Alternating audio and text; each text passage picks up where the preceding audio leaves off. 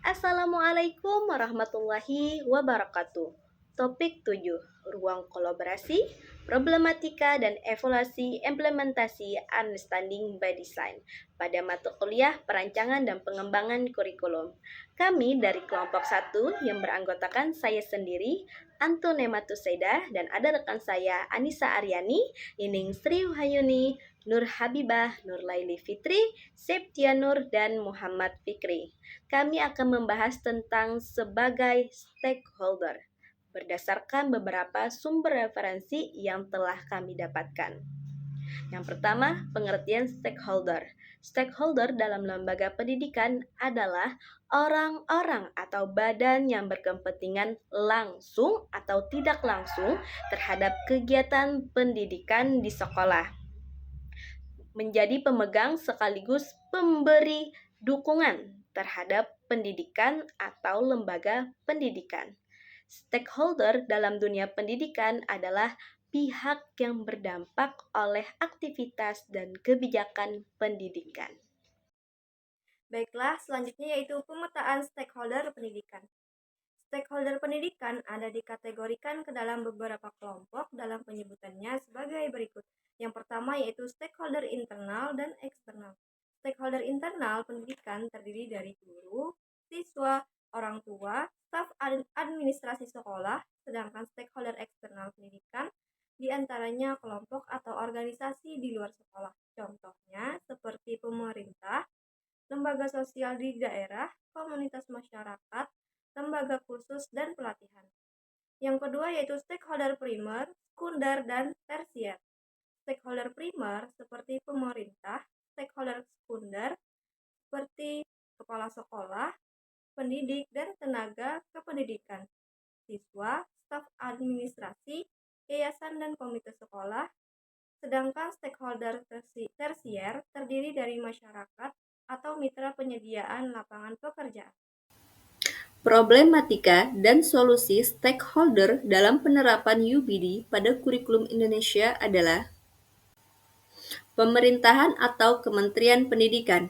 Problematika yang pertama, sekolah kaku dengan kultur lama. Yang kedua, jika pemerintah menerapkan kurikulum dengan kerangka UBD, maka akan membutuhkan waktu untuk mengenalkan dan mengimplementasikan UBD ini ke setiap sekolah-sekolah yang ada.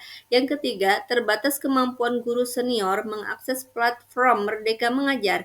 Yang keempat, pemahaman mengenai kurikulum Merdeka kurang. Dan yang kelima, melakukan pengawasan dan memastikan guru menerapkannya dalam pembelajaran.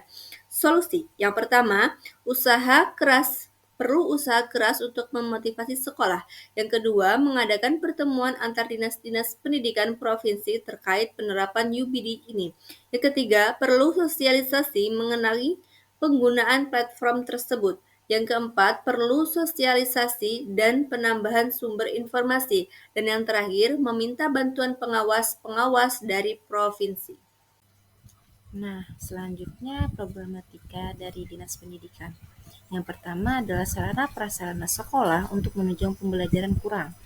Nah, yang kedua tidak meratanya ketersediaan guru, terutama guru yang paham dengan implementasi kurikulum Merdeka.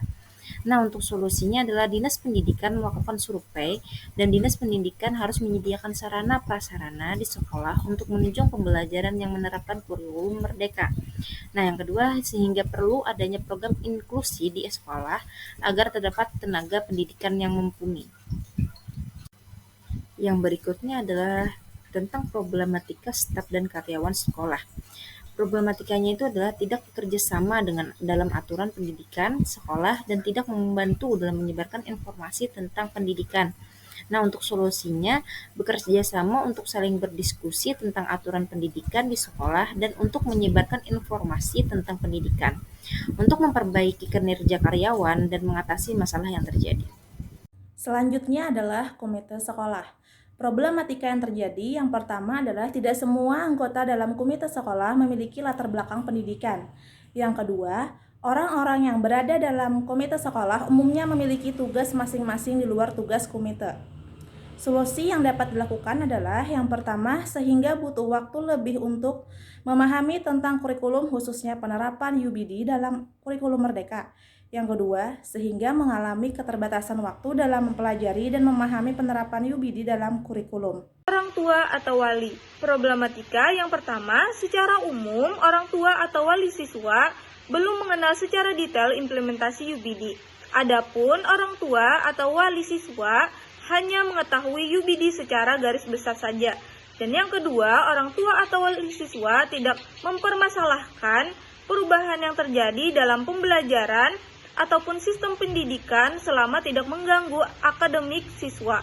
Dan yang ketiga, terjadinya perbedaan perspektif bagi orang tua atau wali terhadap implementasi UBD. Dan yang keempat, pada umumnya orang tua atau wali siswa tidak mempermasalahkan perubahan yang terjadi dalam pembelajaran ataupun sistem pendidikan selama tidak mengganggu kualitas akademik siswa.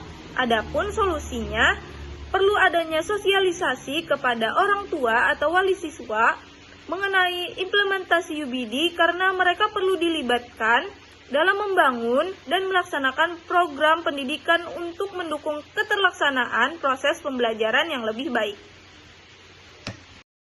Yang berikutnya itu masyarakat. Belum semua masyarakat ikut dalam membangun melaksanakan program kependidikan. UBD belum sepenuhnya dapat diimplementasikan di Indonesia. Lalu ada solusi. Perlu melibatkan masyarakat secara aktif dalam kegiatan pembelajaran. Diperlukan waktu dan informasi yang lebih dalam implementasinya. Perbedaan perspektif masyarakat terhadap implementasi UBD, sehingga diperlukan sosialisasi kepada masyarakat.